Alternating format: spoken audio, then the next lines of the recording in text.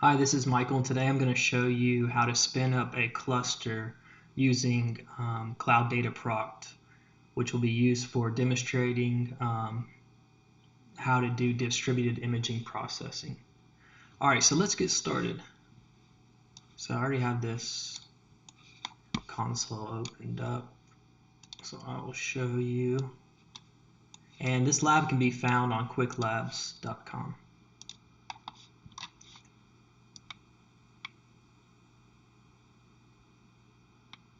Alright, so first we're going to open up an instance. So I'm going to go to Cloud Compute or Compute Engine, VM instance. I'm going to go ahead and create a new one.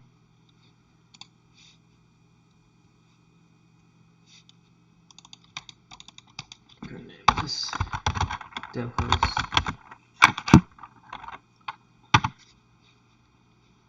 US Central, region and zone. It's fine. I'm going to change this to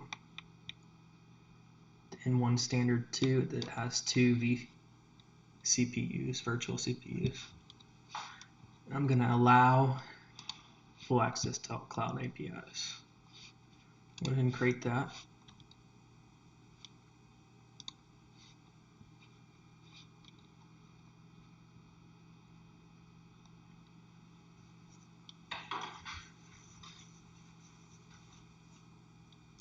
On the next step, I'm actually going to go ahead and click on the SSH, and I'm going to be setting up the software needed to run the job, and this is using SBT, an open source build tool,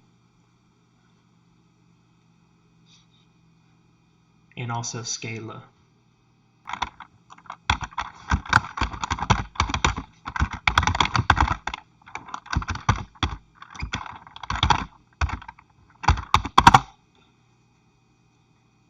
The directory manager, and I'm going to update.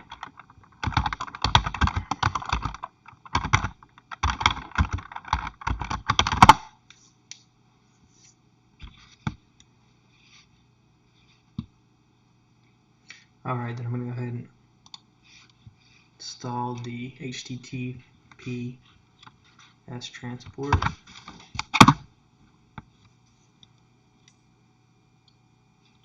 Alright.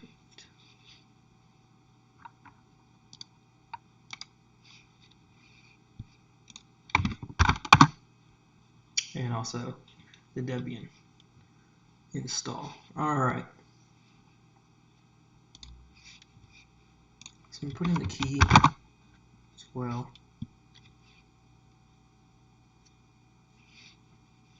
And I'm going to update again.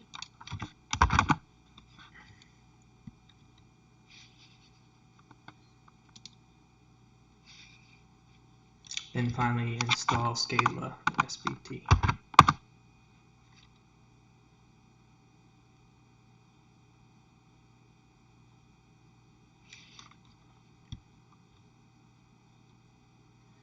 So for the next step, we're going to build the feature detector files. So what I'm going to do is just clone a repository that's already created in GitHub, and I'm going to change into that directory and build a fat jar, J-A-R, of the feature detector so that it can be submitted to the cloud Dataproc job. So once this loads up, I'm going to show you how to do that.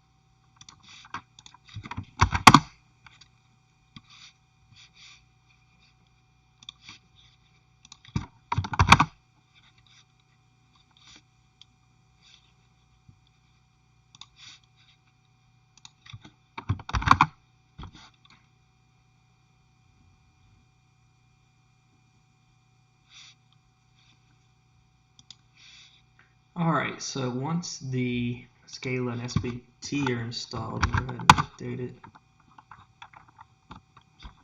And then I'm going to clone the repository. Once the repository is cloned, I'm going to cd into that directory. And I'm going to go ahead and launch the build. And this may take a few minutes.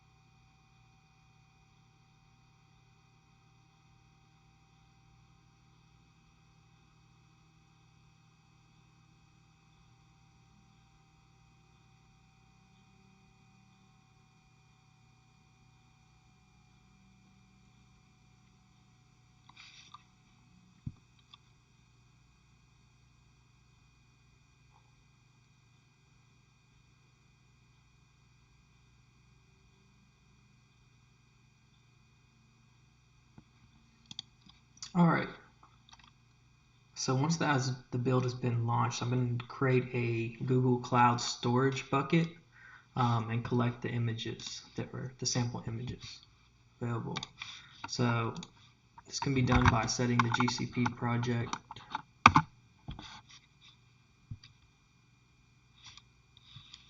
and also naming and creating a new bucket.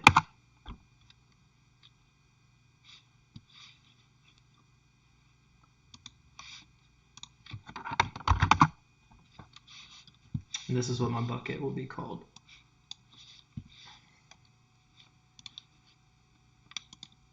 Alright, then I'm going to use the GSUtil program that comes in gcloud SDK to create the bucket to hold my sample images.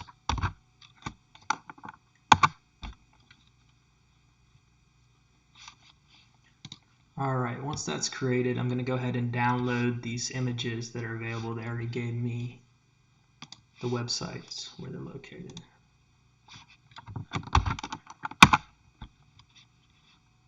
So one is of a family of 3, one is of an African girl, and one is of a group of Chinese students.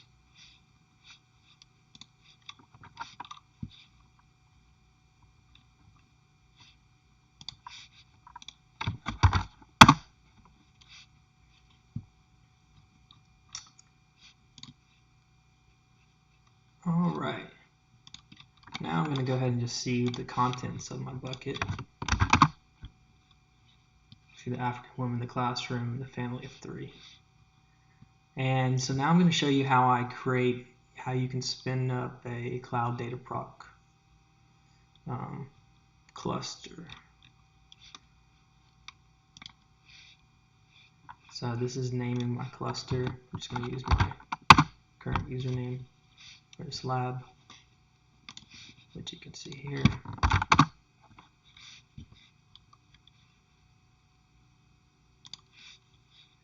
And I'm going to set my Dataproc region to global.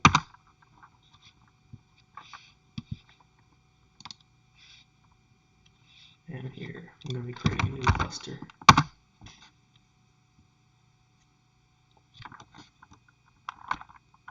Yes, this is just indicating that I'll use a zone instead of a region.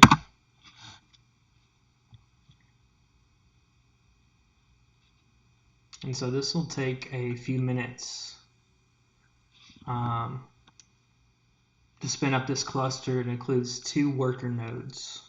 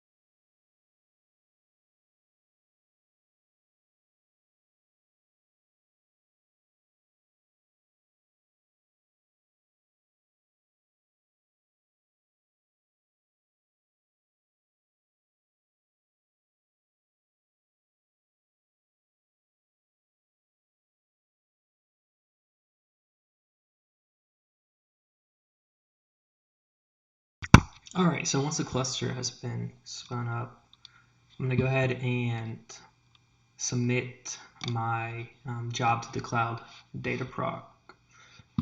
So I'm going to go back to the SSH window.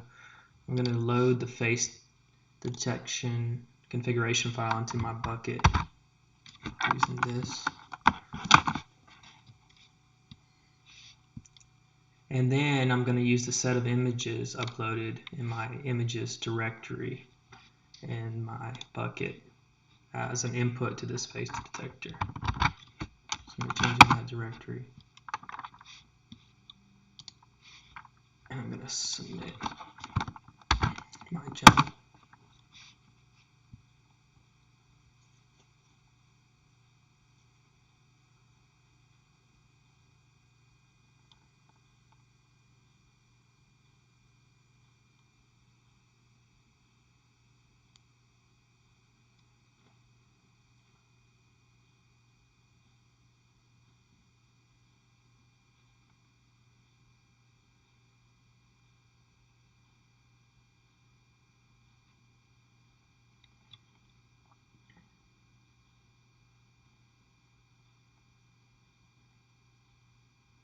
Alright, so I'm going to go ahead and monitor my job by going to the navigation window, going to Dataproc,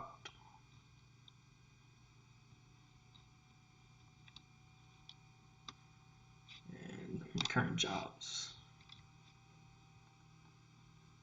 You can see here's my current job.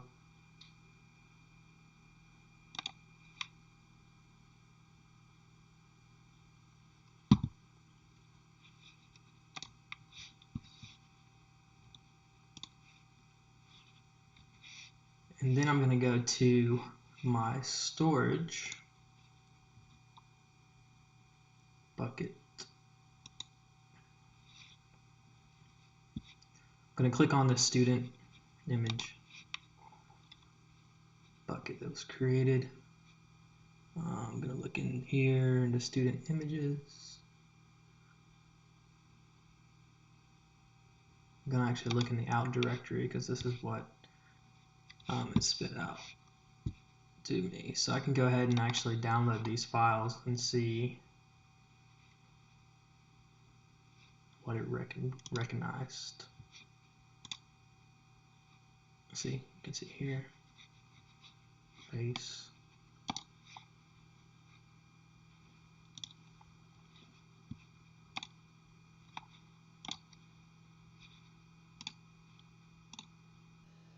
You can see that it's pretty good at putting the bounding boxes around the majority of the faces. The model could still have a lot of improvement. And here's the family of 3. So you can see it's not the best model.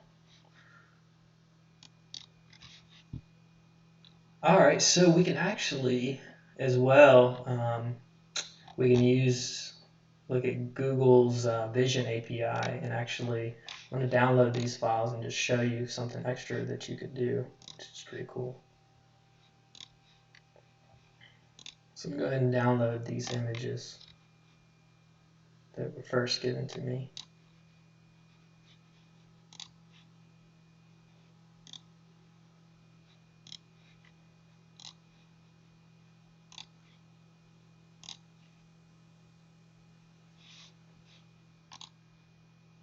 Alright, and then you can actually go to cloud.google.com/vision and you can actually test out on their Auto Vision APIs.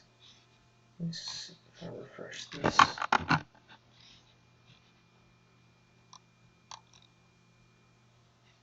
Still.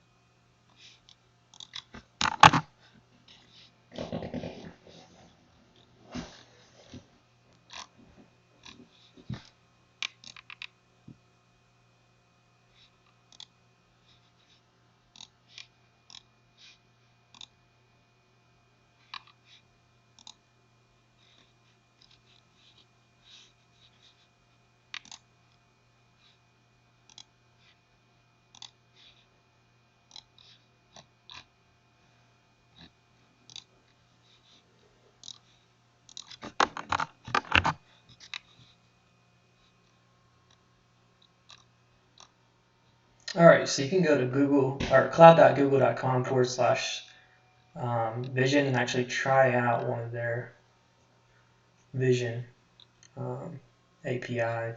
So I'm gonna go ahead and just get those images that I was given. So here's the family of 3.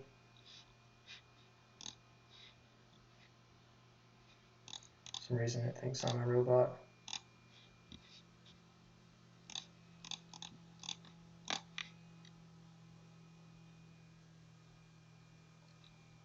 Yeah, so this is pretty cool. You can actually see, they can actually predict the different attitudes.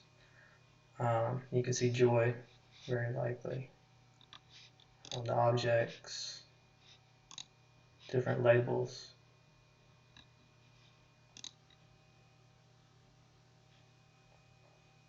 You can actually see different pages where this same picture was used, which is kind of funny.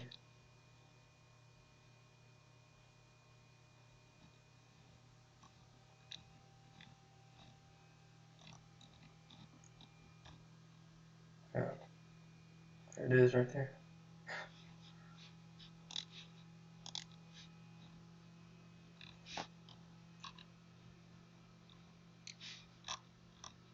Let's try the other one.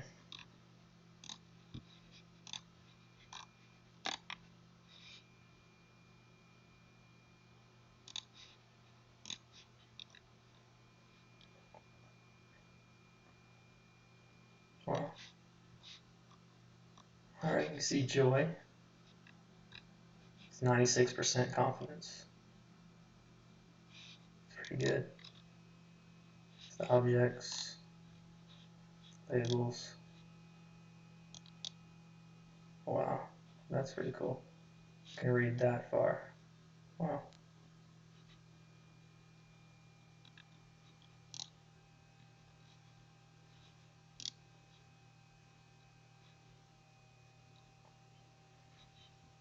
All right, so that's all I have today. Hope you enjoyed it. Please join me again. Bye-bye.